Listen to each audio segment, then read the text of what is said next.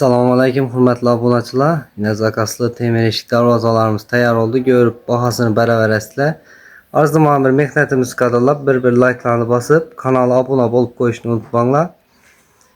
Görüp güzel beraber bu işimize geladi olmasak neycekeler basıp işledik bunu. Zamoklarım yine şahana 5 kilde zamok iner yine.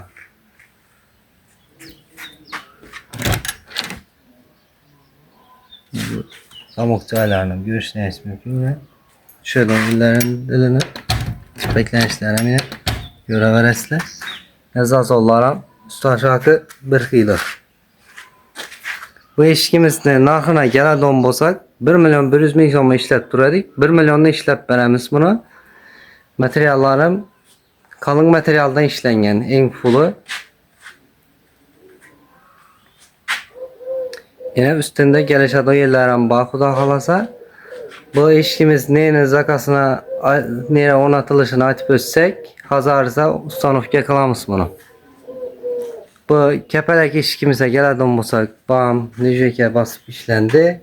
Zamoklara yine bir işkilt zamok ne kullap çaylarına göre veresle.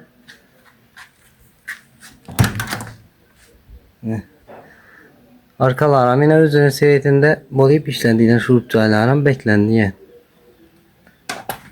Açıp beklenişlerim yine göre veresle sesler yok ya. Bunun narxı ikisinin narxı bir şu 1 milyonda işlep beremiz narx kvadrat metri dastavki ustanovkası içinde hemen nersesi üstünde gelişat o yerleri bağ udahalasa.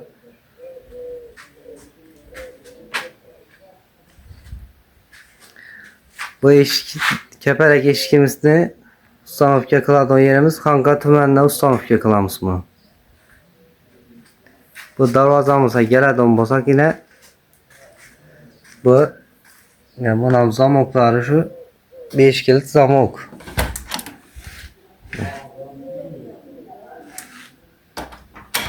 Açıp beklenişlerini göre verirse şırk klasiklerine yine görüşleriniz mümkün.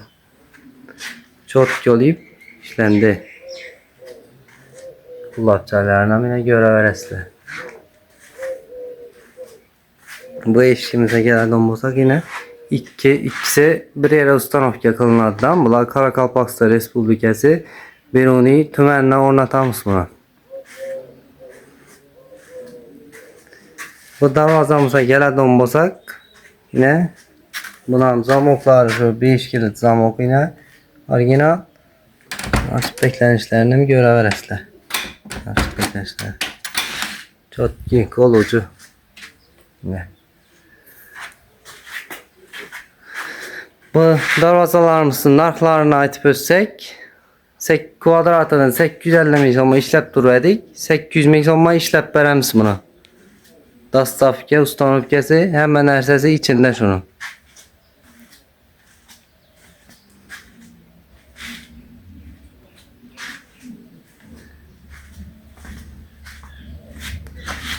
Əsəb hürmətli abunəçilər, demək şunda eşik darvazalar gerek bolsa müraciət qıla verəsiniz. Telefon numaramiz ekranda qaldıramız. Dastavka xidmətlərimizə aytib ötsək şöyle Xarəzm, Karakalpakstan boylab yetkazib beriş bepul.